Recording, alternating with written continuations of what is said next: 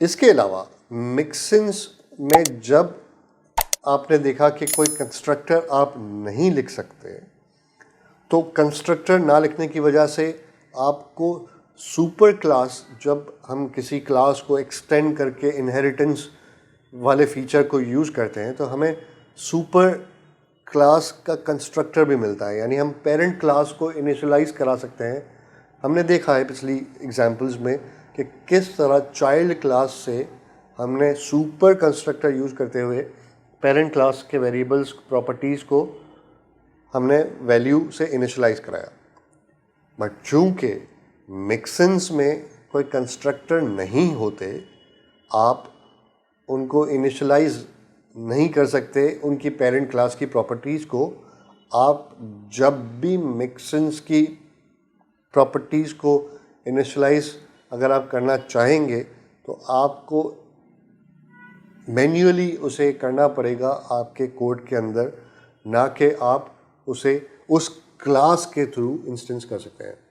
For example, आपके पास मिक्सिंस आपने एक बनाया ईट वेज, जिसमें ईट का फंक्शन है।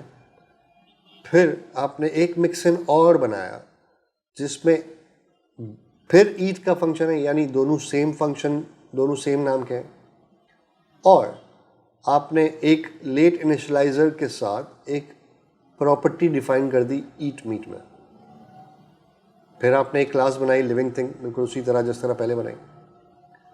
अब जब आप आते हैं तो आप कह सकते हैं कि लॉयन तो सिर्फ मीट खाता है, तो इसलिए हमने मिक्सिन बनाया था जो ईट मीट वाला, उसे ऐड किया। पर अगर हम इंसान पर्सन की बात करें, किसी पर्सन की बात करें, तो वो मीट भी खाता है और वेज भी खाता है। अब हमने दोनों मिक्सिन्स को यूज़ किया, बट मीट वाले मिक्सिन को पहले यूज़ किया और वेज वाले को बाद में यूज़ किया। दोबारा से हम देख लेते हैं। जब ईट मीट की बात होगी तो ईट फंक्शन प्रिंट करेगा ईटिंग मीट, और जब वेज वाले मिक्सिन की बात होगी और ईट फंक्शन कॉल होगा तो ईटिंग वेज आपके कंसोल पे प्रिंट होगा।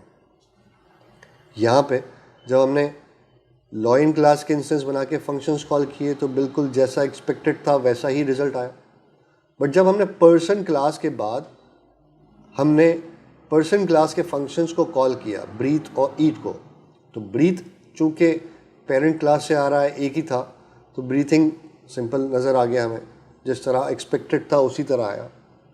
बट जब पर्सन डॉट ईट आपने चलाया तो आपके पास रिजल्ट ईटिंग वेज आएगा, ना कि ईटिंग मीट आएगा, क्योंकि जैसा मैंने बताया कि सीक्वेंस पे डिपेंड करता है। जो सबसे आखिरी मिक्सिन यूज़ किया होगा उस मिक्सिन से उस फंक्शन को कॉल किया जाएगा और उसका रिजल्ट शो हो जाएगा।